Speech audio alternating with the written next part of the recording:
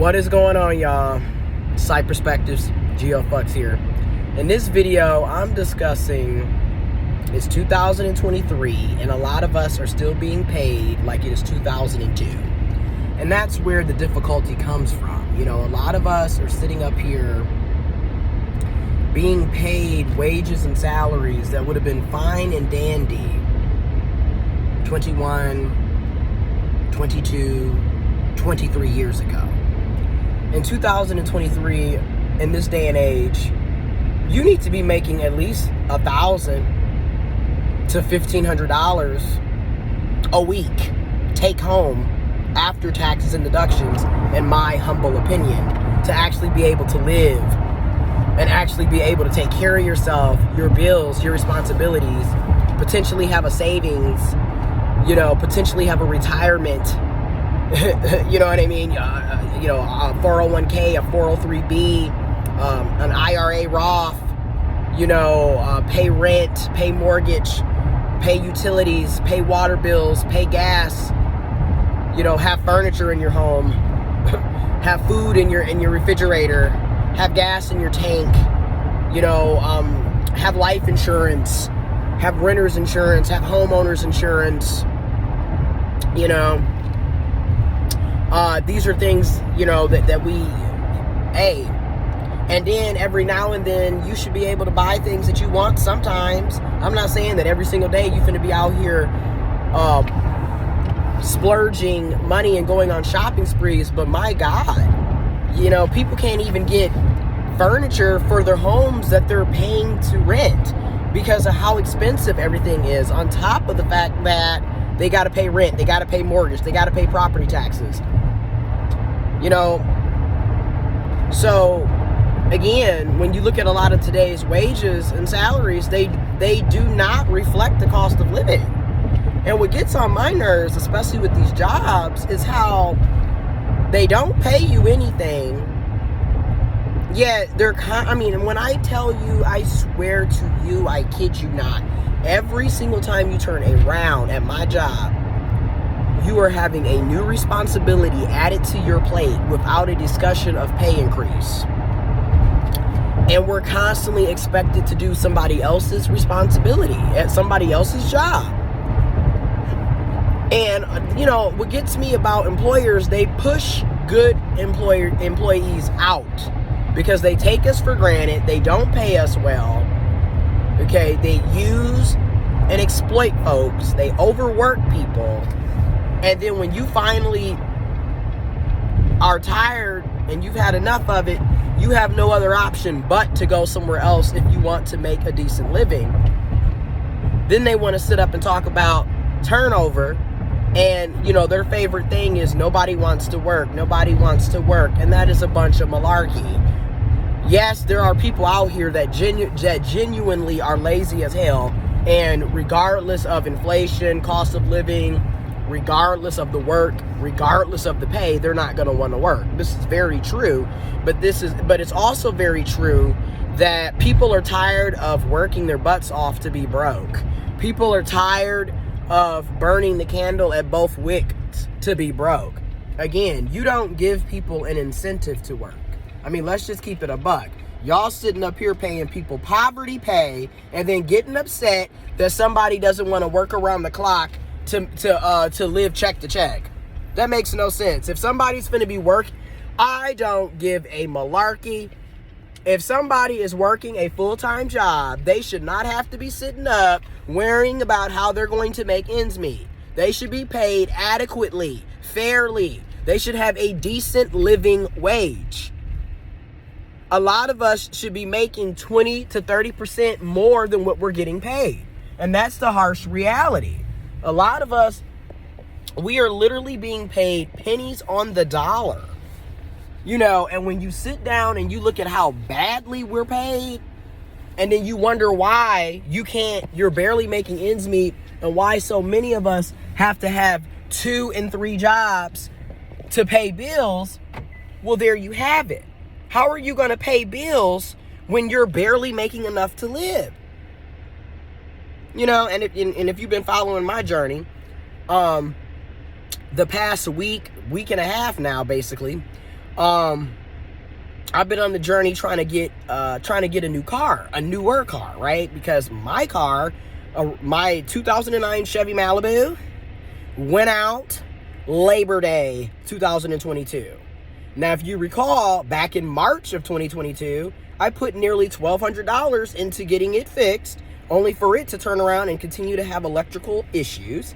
Literally did that in March of 2022, and then by the time May of 2022 came, my entire radio went out again. And then by the time September came around, my whole car is gone. Started driving the Pontiac G5. Okay? While I was searching around for cars. Pontiac G5, was my mom's car. Started driving that. Searching for cars. That had a lot of issues. Gas line went out, had a gas leak, paid to get that fixed, and then literally within days, that following Monday night, it wouldn't start. Come to find out, the motor had went out.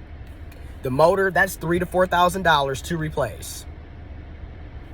Why would I put $3,000 to $4,000 into a car for a 2006 when that's a down payment on a new car? So, past week and a half, what have I been doing? Looking for cars. Got a pre-approval. Today, I got to leave work again early because I got to go and test drive another vehicle and see if that could potentially be something I can get. But again, I already know if I'm able to get this other car, I am going to have to get a new job.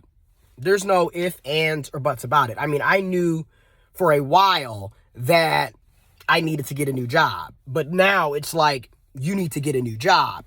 Because by the time you calculate car payments, right? Because I haven't had a car note. I always was buying used cars, cash, and going on about my life. So this will be my first time doing a car note. So car note on top of car insurance, on the low end, I'm looking at $450, $550. On the high end, I'm looking at $600, $700. So with that being said, I'm not going to be able to stay working here. You know what I mean? I'm not going to be able to stay working here. I got to get me a new job. You know, because this is what I'm talking about. You know, we're not paid enough. And then when you look at today's car prices, you're paying $20,000 for a used vehicle.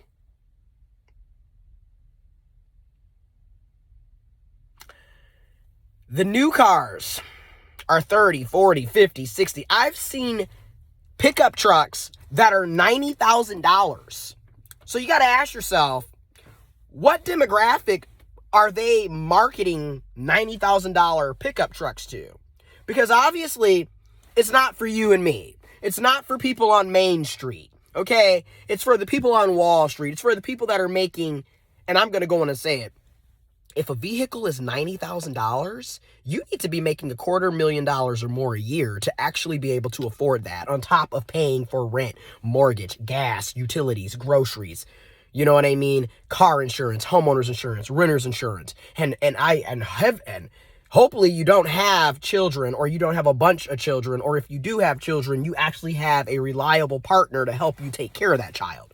Because in this day and age, I don't know how you're keeping afloat. I'm going to just keep it a buck. I don't know how you're keeping afloat.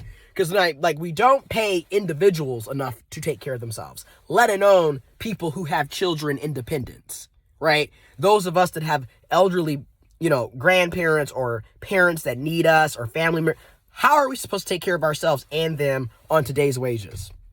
Again, I make $40,000 a year before taxes and deductions. After taxes and deductions, I make $28,000 and some, $20,500. That's what I net.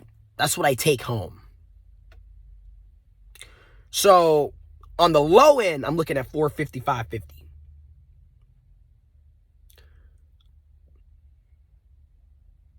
On the high end, I'm looking at 600, 700.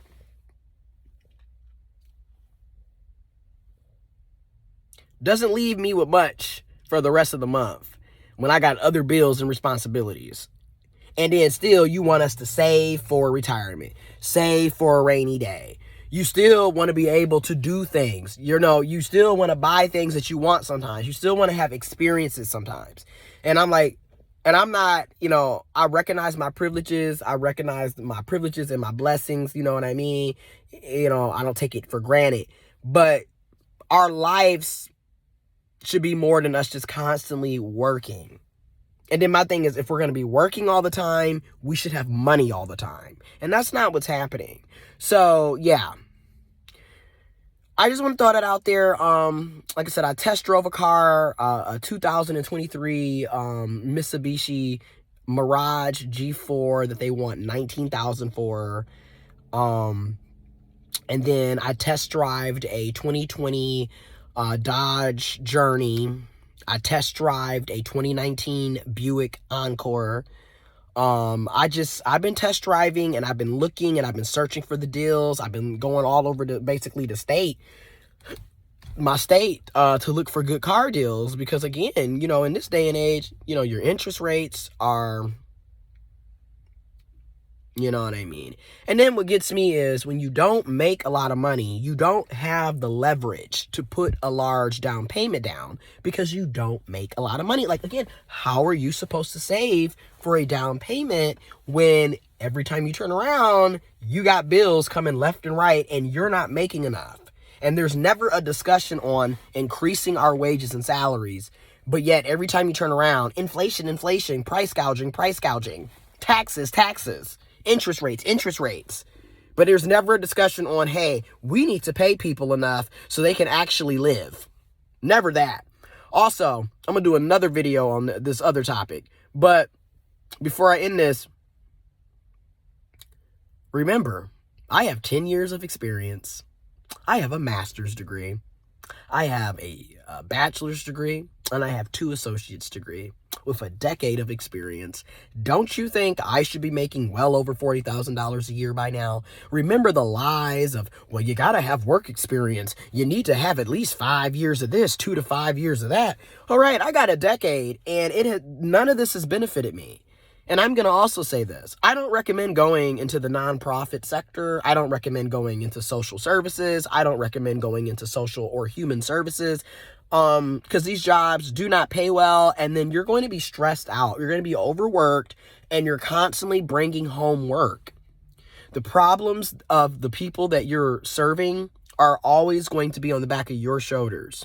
Every day we're getting phone calls from people who are literally homeless, about to be kicked out, having water shutoffs, having their utilities shut offs. We are constantly being bombarded with sadness and just horrible situations that people are going through. And then it's even more of a stressor when you, as a caseworker or as a case manager or whatever, you're unable to find the adequate resources to support your clients, to support the communities that you serve, because there's too many of us with the problem, and there's not enough resources to go around. And then the out cold part is, some of the resources that you're trying to provide to your clients and to the people that you serve, you need, because you're not making enough money to live. So I just want to be honest and transparent and straight to the point. And like I told you, I'm giving you guys, you gals, you people, you folks, I'm giving you all a background look at the struggle that a lot of us are going through, and everybody isn't comfortable talking about it. And I totally understand, because not everybody, but because of social media, people want to have this image that they're living high off the hog.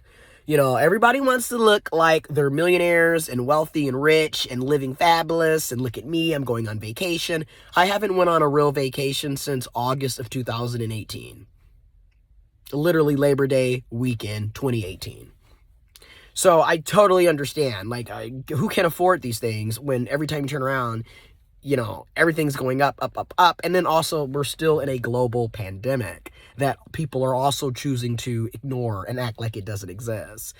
In the middle of a war and middle of a global recession, and, it just keeps getting worse and worse and worse. And then like everyone is just kind of, some people are choosing to be oblivious and act like it isn't happening, while others are just very like stressed and just like trying to stay afloat.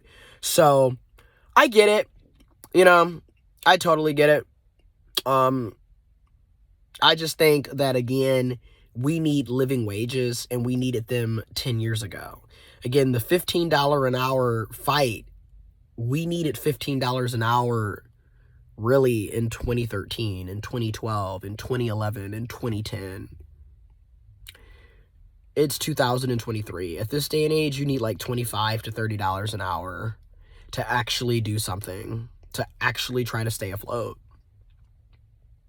And then keep in mind, when you're making $25 an hour, you're really making like 19, because again, taxes and deductions. When you're making 30 an hour, you're really making like 24, 25 because of taxes and deductions. So, and that's another thing. They need to really do something about the tax system here, because we're overtaxed.